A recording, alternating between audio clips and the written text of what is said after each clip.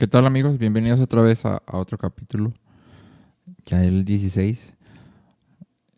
Vamos a seguir hablando sobre morir a nosotros mismos. Todavía creo que nos faltan otros 2 episodios más, o 3 temas. Y nada más quiero recordarles antes de empezar que, más bien no recordarles, sino platicarles que voy a empezar a dejar las notas de los episodios para que puedas ver algunos de los libros que usé para apoyar o para enriquecer el tema, y también las citas que utilicé, y si hay algo más que agregar, como si hay algún estudio extra o así, te lo voy a dejar ahí y lo puedes encontrar en el link del Linktree que está en todas las descripciones, en la parte de hasta abajo. Dice notas de episodios y ahí van a estar ordenadas. Entonces, ahora sí, vamos a empezar. Sí. Hasta hoy todos los capítulos de Morir a Nosotros se han enfocado en relaciones personales o relaciones con otras personas, que es lo mismo. Pero ahora quiero cambiar un poco de tema y cerrar la parte de las relaciones con otras personas, nada más hablando acerca de lo que ya habíamos hablado, que solo a través de Cristo tenemos la capacidad de formar relaciones sanas con las personas que nos rodean. Cristo es el medio para relacionarnos. Él se convierte en el intermediario, no nada más entre nosotros y el Padre, sino entre nosotros y cualquier otra persona con la que nos relacionemos. ¿Sí? Y hoy me gustaría hablar de las finanzas, que es un tema que todos tenemos contacto con él. Todos manejamos dinero. Al final el dinero es necesario para vivir en este mundo. Y me gustaría primero dar un poquito de contexto. Durante el primer siglo, la iglesia cristiana creció a un paso súper acelerado, a pesar de que había mucha oposición. Y Juliano, a quien se le apodaba el apóstata, era un emperador romano, dijo lo siguiente: se le apodaba el apóstata porque él acusaba a los cristianos de ser apóstatas, porque según él su religión era una herejía, una apostasía. Y esto es lo que Juliano dice en una carta que envía. Dice: el cristianismo ha avanzado a través de su servicio a los extraños y su cuidado por el entierro de los muertos. Acuérdate que en este tiempo la forma en que se enterraban los muertos era súper relevante y tenía un grado muy alto de honor. Continúa, dice: es un escándalo que no haya un solo judío mendigando. No solo cuidan de sus pobres, sino de los nuestros también. Entonces, durante este primer siglo que la iglesia empieza a crecer a un paso súper acelerado, lo que se podía ver era un cuidado de todas las personas que formaban parte de la iglesia, pero también de toda la gente que tenía necesidad fuera de la iglesia.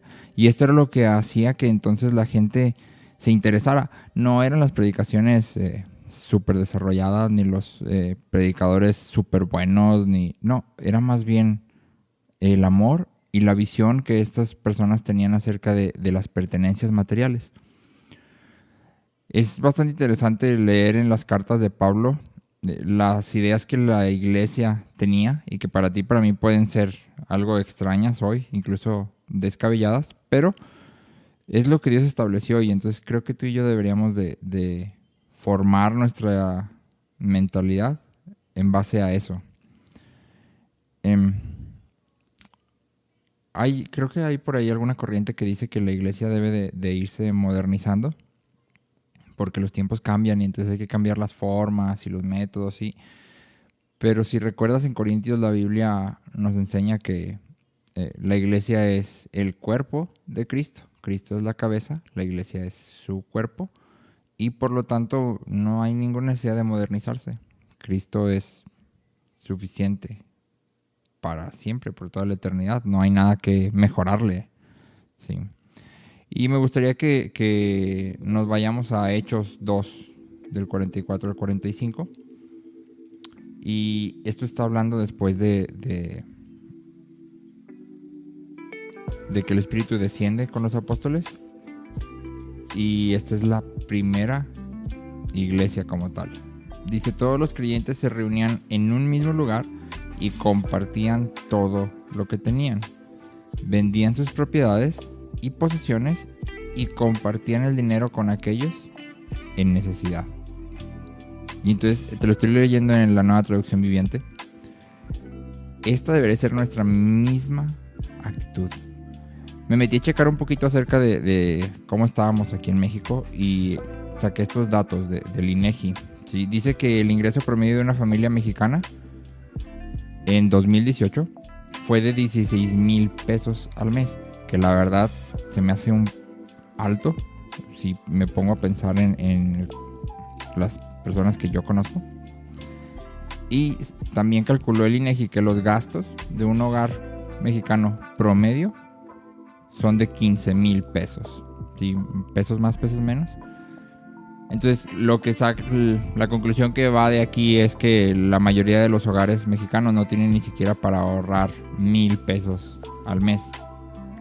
Y creo que esto nos da una base, como mexicanos, muy firme para decir, o pseudo firme, para decir, no, es que no me alcanza. Entonces no puedo ayudar yo a los demás porque pues apenas me alcanza para mí, ¿no? Y justo en eso es lo que quisiera centrarme el día de hoy. Me gustaría que me acompañaras a 2 Corintios 9. Y vámonos hasta el versículo 8. Dice, y poderoso es Dios para hacer que abunde en vosotros toda gracia. Toda gracia hace referencia a la gracia espiritual, que es lo que nos va transformando para parecernos a Él, pero también hace referencia a los bienes materiales. ¿Sí? Entonces dice, para que abunde en vosotros toda gracia. ¿Significa esto que nos vamos a hacer ricos? Pues vamos a seguir leyendo. Dice, a fin de que, teniendo siempre en todas las cosas todo lo suficiente. Esta palabra de suficiente aquí significa contentamiento. ¿Sí? De esto ya hablamos en el episodio 7. Si no lo has escuchado, te recomiendo que vayas para allá. Basta aquí decir que el contentamiento es una actitud que se aprende y que es Dios quien decide cuánto y qué es lo que necesitamos. ¿Sí? ¿Qué necesitamos? Pueden ser temporadas de abundancia o temporadas de escasez. Pero todo este capítulo 9 de Corintios tiene el centro en la condición de nuestro corazón, no en nuestra condición financiera. En este capítulo de Corintios lo que importa es cómo está nuestro corazón. ¿Sí? Entonces seguimos leyendo, dice, a fin de que teniendo siempre en todas las cosas todo lo suficiente, abundéis para toda buena obra. Este es el objetivo final, abundar para toda buena obra. Versículo 9. Como está escrito, repartió, dio a los pobres, su justicia permanece para siempre. Esta cita que está aquí está sacada del Salmo 112 y describe al hombre que teme a Jehová. Y la palabra repartir, dice, repartió, dio a los pobres, literalmente significa esparcir ampliamente. Esto que vemos aquí es una cualidad de carácter del hombre que teme a Dios. No es algo como que si te naces y no. Si en realidad hay en ti y en mí un temor hacia Dios, entonces esta va a ser la manera en que nos conduzcamos. Versículo 10 dice, y el que da semilla al que siembra y pan al que come, proveerá y multiplicará vuestra sementera y aumentará los frutos de vuestra justicia, para que estéis enriquecidos en todo para toda liberalidad, la cual produce por medio de nosotros acción de gracias a Dios. Entonces, en este pequeño pasaje lo que podemos ver es que Dios nos va a proveer lo que sea necesario. ¿Sí? No para que tengamos lujos o podamos comprar lo que se nos antoje, sino lo que sea necesario para que demos a los demás y que esto provoque en ellos acción de gracias a Dios. Nuestro objetivo es glorificar a Dios. Acompáñame a 1 Corintios 4, versículo 7. Dice, porque ¿quién te distingue? ¿O qué tienes que no hayas recibido? Y si lo recibiste, ¿por qué te glorías como si no lo hubieras recibido? Y me gustaría enfocarme en esta pequeña pregunta retórica. ¿Qué tienes que no hayas recibido? Todo lo que tenemos nos ha sido dado. Nuestra vida, la salvación, el trabajo y la capacidad para realizar ese trabajo vienen de Dios. Y entonces le pertenecen a Él. Tú y yo solo tenemos una función aquí y es la de ser administradores o mayordomos. Cuando tú y yo decimos, es que no tengo suficiente para dar, no me alcanza. entonces estamos haciendo mentiroso a Dios, porque en el verso 8 de 2 de Corintios 9 dice, teniendo siempre, siempre, en todas las cosas, todo lo suficiente. O sea, esto es algo que Dios va a hacer en nuestras vidas. Y entonces, como Dios no miente, si tú y yo al hacer nuestro presupuesto de la casa y pagar todo lo que tenemos que pagar y todo lo demás, somos incapaces de darle a otras personas, de sustentar a otros, seguramente hemos tomado malas decisiones. Y entonces estamos siendo malos mayordomos de lo que Él nos ha provisto. Aquí quiero hacer un paréntesis. Me estoy enfocando totalmente en las finanzas o en los bienes materiales, pero obviamente esto aplica para todo lo que Dios ha puesto en nuestras manos. Habilidades, talentos, dones, hijos, esposa, todo. ¿Sí? Todo ha venido de la mano de Dios y mi papel en todo es el de administrador solamente. Entonces, ¿qué debo hacer con mis bienes para glorificar a Dios? ¿Cómo debo de utilizar el dinero y los bienes materiales para glorificar a Dios? Y puse aquí 4 puntos que creo que son los más relevantes. Y el primero sería que debes de proveer para tu familia. En 1 de Timoteo 5:8 dice, porque si alguno no provee para los suyos, y mayormente para los de su casa, ha negado la fe y es peor que un incrédulo. No sé qué pueda ser peor que un incrédulo. No me imagino cómo pudiera ser peor que eso. Pero entonces, lo primero que tú y yo debemos de entender es que nuestra familia, y con mayor razón si eres la cabeza del hogar, es nuestro primer ministerio. Antes que la congregación, que cualquier ministerio en la iglesia y que otras personas, está nuestra familia. Tú y yo debemos de proveer primero para ellos. ¿Sí? ¿Cuánto será suficiente proveer para nuestra familia? Pues creo que eso es algo que debes de decidir en oración. Y si estás casado, pues junto con tu esposa. Pero es importante que también aprendamos a disfrutar de lo que Dios nos ha dado. Eso también es una bendición de Dios para nuestras vidas. No quiere decir que voy a buscar opulencia, pero sí que tampoco voy a tener a mi familia en un estado de ascetismo. Entonces, en oración y con tu esposa o tu esposo, si estás casado, busca este balance. En las notas te dejo un libro que te recomiendo mucho acerca del uso del dinero con bases bíblicas. Si puedes leerlo estaría increíble porque de verdad es muy bueno. El segundo punto sería sostén a tus maestros.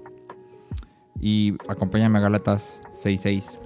Dice, el que es enseñado en la palabra, haga partícipe de toda cosa buena al que lo instruye.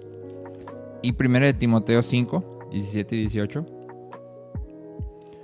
Dice, los ancianos que gobiernan bien sean tenidos por dignos de doble honor, mayormente los que trabajan en predicar y enseñar.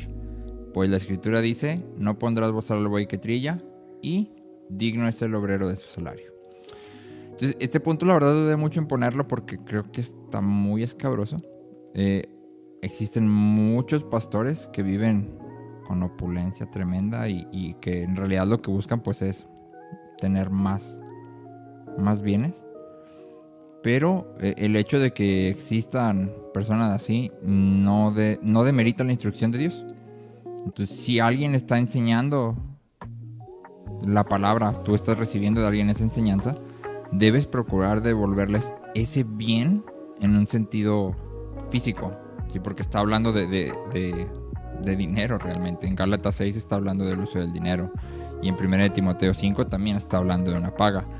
Entonces, no me refiero a que le debes de asignar un sueldo a tu líder, a tu maestro o a tu pastor, o que debes de suplir todos los caprichos que tenga, pero más bien mi consejo sería que te asegures de que tu pastor, tu líder, tu maestro tenga todo lo necesario para sostenerse y sostener a tu familia, ¿sí?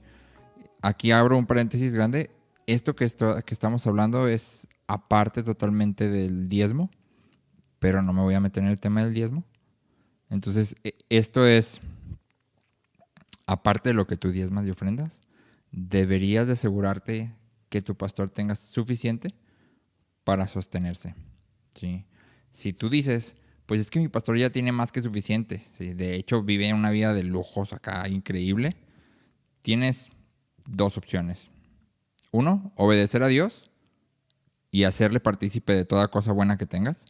¿Sí? Porque si te fijas, la instrucción en ninguna de las dos partes tiene una condicionante. ¿Sí? O puedes decidir que tú sabes mejor que Dios y que el pastor ya tiene suficiente, así que pues no le das nada. Esa es tu decisión. Yo creo que personalmente tú y yo estamos llamados a obedecer y que nuestro corazón esté en el lugar correcto. ¿Sí? El pastor, el maestro o los líderes tendrán que dar cuentas de lo que hacen, de lo que los motiva, pero tú y yo no vamos a poder excusarnos en sus acciones. ¿Sí? Yo no voy a poder presentarme delante de Dios y decirle, es que el pastor nada más quería dinero y por eso te tuve que desobedecer. No creo que sea una respuesta válida. Entonces llevamos dos, que sería proveer para tu familia, sostener a tus maestros, y el tercero sería dar a la iglesia. Los acomodé en este orden porque es el orden en que aparecen en estos pasajes. Ahorita leímos Gálatas 6:6, ahora vamos a leer Gálatas 6:10. Dice, así que según tengamos oportunidad, hagamos bien a todos y mayormente a los de la familia de la fe. Entonces aquí volvemos al punto con el que estuvimos iniciando acerca de Juliano el Apóstata. Nuestra mentalidad de las finanzas debe de ser una mentalidad amplia. O sea, no puedo pensar que mi poder adquisitivo, sea cual sea, es nada más para mí. Cuando vengo a Cristo, ese poder adquisitivo pasa a ser el poder adquisitivo de la iglesia. Sí, obviamente en este orden, primero mi familia y después los maestros y después la iglesia en general. Si hay alguien en necesidad en tu congregación, provéele lo que te sea posible. Eso sería lo correcto. En 1 de Juan 3, versículos 17 y 18 dice, pero el que tiene bienes de este mundo y ve a su hermano tener necesidad y cierra contra él su corazón, ¿cómo mora el amor de Dios en él? Hijitos míos, no amemos de palabra ni de lengua, sino de hecho y en verdad. Después quiero grabar un capítulo de esto nada más, pero aquí me gustaría nada más decir que el amor, este amor en acción, es un distintivo de que estamos en Cristo, de que hemos nacido de nuevo y por tanto pues debería de manifestarse. Y cuarto, debemos dar a los necesitados. En Tito 3:14 dice, y aprendan también los nuestros, hablando Pablo de la iglesia, a ocuparse en buenas obras para los casos de necesidad, para que no sean sin fruto. Ojo, para que no sean sin fruto. Y en Efesios 4:28 dice, el que robaba, que no robe más, sino que trabaje honradamente con las manos para tener que compartir con los necesitados. Este sería el último punto, no es menos importante, pero nuestro objetivo también debe de ser darle a aquellos que tienen necesidad fuera de la familia de la fe. ¿Sí? Sé que es un tema complicado y creo que debemos de ser muy sabios en a quién le damos. Ora, platica con tu familia, platica con tu esposa, pide consejo, pero no te detengas de dar a los que necesitan. ¿Sí? Mantén en mente que todo en nuestra vida tiene un mismo propósito, y es que el nombre de Dios sea glorificado. Entonces, cuando tú y yo demos, siempre apunta a Cristo, a su bondad, a su provisión. ¿Sí? Siempre que tú des, es gracias a Dios que puedes dar. Es gracias a Dios que su gracia te está transformando y te permite ser un mayordomo fiel, un buen administrador. Y siempre mantén en tu mente esta pregunta retórica: ¿qué tenemos que no nos haya sido dado?